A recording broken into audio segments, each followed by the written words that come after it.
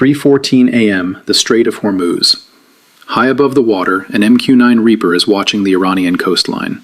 Suddenly, a high-power radar beam from a hidden battery on Keshem Island locks onto its tail. An Iranian surface-to-air missile tears off its launch rail in under 5 seconds. The drone's flight computer tries a sharp emergency turn, but the missile is already there. The MQ-9 Reaper breaks into pieces and falls toward the ocean. The U.S. just lost its main eye over the most important oil route on the planet. On the shore, the liquid propellant engines of 20 more missiles are starting to roar. The target is a U.S. military base in Kuwait, and the American defense computers are showing 0 targets on the screen. The U.S. military base in Kuwait sits in the flat desert, covering an area the size of 500 football fields. At 3:28 a.m., the ground 40 meters away, just across the Iranian border, begins to shake. 20 heavy trucks, disguised as simple shipping containers, pull off a quiet dirt road. The roofs of these containers slide back.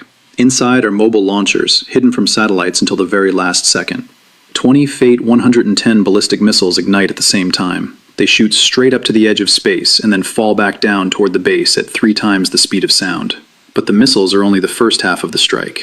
While the American radar is looking high into the sky, 50 Shahd 136 drones are launched from the back of a flatbed truck. The U.S. defense system at the base is one of the most advanced in the world, but the system has a physical limit. Think of it like a person trying to catch falling tennis balls. If you throw 1 or 2, the person catches them easily, but if you throw 70 at once, the person freezes. As the missiles and drones get closer, the U.S. defense computers start to ghost.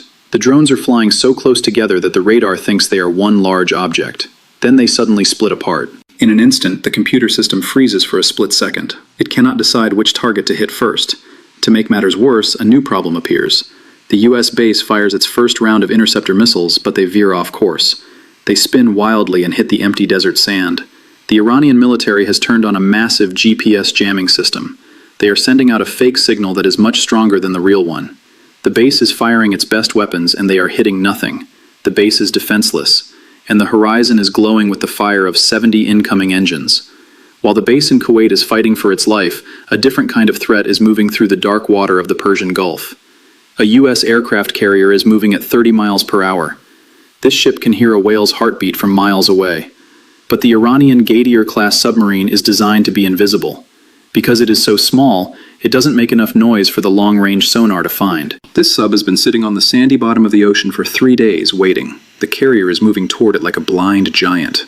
While a U.S. courier was in a tunnel in Iran, the U.S. government told the fleet to stay calm. They wanted to look non-threatening to help the peace talks. Because of those orders, the carrier was moving in a straight line at a steady speed, making them the perfect target for a hidden enemy. Suddenly, a sonar alarm on a lead U.S. destroyer screams. The Iranian sub has just popped up only 10 miles away from the carrier. At this range, the carrier is a sitting duck.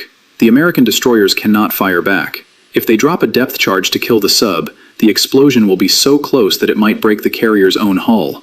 The U.S. has a $13 billion ship and 5,000 lives on the line, and they are being held hostage by a tiny submarine that costs less than 1 American fighter jet. They cannot call for help because the Iranians are listening to every wave in the air. The U.S. has the biggest guns, but the enemy has the perfect position. One wrong move, and the back of the American fleet is broken. Despite the Iranian submarine sitting like a ghost under the carrier's hull, the decision is made to launch. 2 F-35 stealth fighters are catapulted into the night sky. Their mission is simple: find the mobile radar stations on Keshem Island that are guiding the missiles toward Kuwait and destroy them. The Iranian military isn't hiding its radars in reinforced concrete bunkers or under camouflage netting in the desert. They have placed their mobile radar units inside standard, brightly colored shipping containers in the middle of the Bandar Abbas commercial port. The port is filled with massive civilian freighters carrying oil, food, and medicine to other countries. If the American jets fire their missiles into the port to stop the radars, they will kill hundreds of innocent people and sink ships belonging to neutral nations. The IRGC is counting on American hesitation. Every second the American jets wait is another second the missiles in Kuwait have to find their targets. The American jets are circling at 30,000 feet, invisible but useless. The Iranian radars inside those containers are sending out pulses that guide the next wave of drones toward the base in Kuwait. The silence is broken by the arrival of the EA-18G Growler. While the F-35 relies on being hidden, the EA-18G Growler is a loud predator. The Iranian military thinks they have the advantage because it is jamming the GPS signals across the entire region. But the EA-18G Growler has a secret weapon that turns the enemy strength into a fatal weakness. It uses a system called passive emitter location.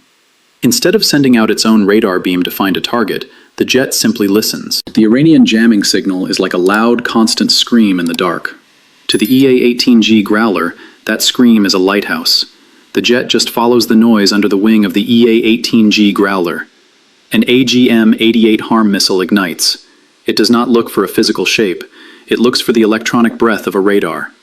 The Iranian commander on Qeshm Island sees the AGM-88 HARM on his screen and realizes the trap. If he keeps his radar on to guide the missiles toward Kuwait, the AGM-88 HARM will follow that beam directly into his shipping container and vaporize everything inside. If he shuts the radar down to save himself, the missiles heading for Kuwait will lose their guidance and fall harmlessly into the sea. Turn it on and die. Turn it off and fail. The Iranian commander cuts the power to the radar. He thinks he is safe because the missile has no signal to follow. But the AGM-88 HARM remembers the exact location where the signal was coming from. Even in total darkness, the missile continues its dive. It slams into the orange shipping container at the Bangar Abbas port with pinpoint accuracy. The explosion is massive, but it is contained. The warhead uses a focused blast that shreds the radar equipment, but leaves the civilian ships nearby untouched. In an instant, the eyes of the IRGC on Qeshm Island are gone. For the first time in the engagement, the American military can see clearly. The blackout is over, and the hunters are now the ones being hunted. The U.S. base's radar screens, which had been a mess of flickering ghosts and false signals, suddenly snap into focus. The base's automated defenses wake up with a roar. Standard Missile-2 interceptors launch into the air. They streak toward the falling fate, 110 missiles at 4 times the speed of sound. When they hit, it isn't a small explosion. The Iranian missiles turned into a fine mist of metal and unburned fuel 5 miles above the desert. But the real threat is the swarm of 50 Shahed 136 drones. Usually the U.S. would use a $2 million missile to kill one drone. The IRGC was counting on this. The U.S. response is the APKWS, or the Advanced Precision Kill Weapon System. The military took an old dumb rocket from the 1970s and added a small $25,000 laser guidance kit to the middle of it. It turns a cheap piece of junk into a smart weapon. On the base, a laser beam invisible to the human eye points at each drone. The APKWS rocket follows that light like a magnet. The APKWS rockets launch in groups of 4. Within 3 minutes, 30 of the 50 drones are gone. For the few drones that manage to get through the rockets, the base has one final layer of protection, the Phalanx CYWS. It creates a literal wall of lead in the air. Any drone that flies into that wall is shredded into pieces. Back in the Persian Gulf, the aircraft carrier is no longer a helpless hostage. Now that the jamming is dead, the fleet's communication is restored. The sub is in a desperate situation. It was designed to stay hidden, but once it was found, it lost its only shield. It is too small to carry heavy armor, and it only has 2 torpedo tubes. The Iranian crew knows that the moment they move their propeller or open a torpedo door, the sound will be picked up by the dozens of hydrophones hanging in the water. The U.S. fleet doesn't fire a single torpedo. Instead, a U.S. destroyer moves directly over the sub's position. It uses a depth charge pattern, drums of explosives set to go off at a specific depth. The goal is to create a massive wall of water pressure that makes it impossible for the sub to stay level. The explosives go off in a circle around the sub. The enemy realizes that the giant they were trying to kill is now standing directly on top of them. The U.S. commander sends a low-frequency radio signal through the water, a direct message to the sub. The message is simple: surface or die. The Iranian sub, its batteries failing, and its crew, terrified by the constant hammer blows of the depth charges, has no choice. The small black conning tower breaks the surface of the blue water only a few hundred yards from the massive wall of the aircraft carrier. The U.S. didn't have to destroy the submarine to win. By using water pressure and noise, they forced a hidden killer into the open air. The threat that could have sunk a $13 billion ship was turned into a floating metal box, surrounded by enough firepower to erase it from existence. The Iranian nerve center is now a series of smoking craters. Because the AGM-88 HARM missiles hit the exact shipping containers housing the radar equipment, the IRGC has lost more than just expensive hardware. They have lost the specialized crews and the high-speed data links that allowed them to talk to their forces across the region. Imagine a boxer trying to fight a world champion in a room where the lights have been cut out. The boxer still has big muscles and heavy gloves, but they have no way to see where to aim. Even as the news of the tactical disaster reaches Tehran, the IRGC makes one final desperate move. They know that the government is collapsing. In a final act of anger, the hardline commanders order a swarm strike from the coastline. 30 fast attack boats tear out of hidden coves. They move toward the U.S. aircraft carrier at 50 miles per hour, looking like a school of hungry piranhas in the water. The aircraft carrier is a target the size of a skyscraper, and these boats are trying to get close enough to fire their short-range missiles at the carrier's waterline. But the U.S. fleet doesn't even move its heavy 5-inch guns. Instead, the carrier launches 4 MH-60R Seahawk helicopters. They are armed with the AGM-14 Hellfire missile. The helicopters hover 3 miles away, completely safe from the boat's small guns. One by one, the pilots lock their lasers onto the lead vessels.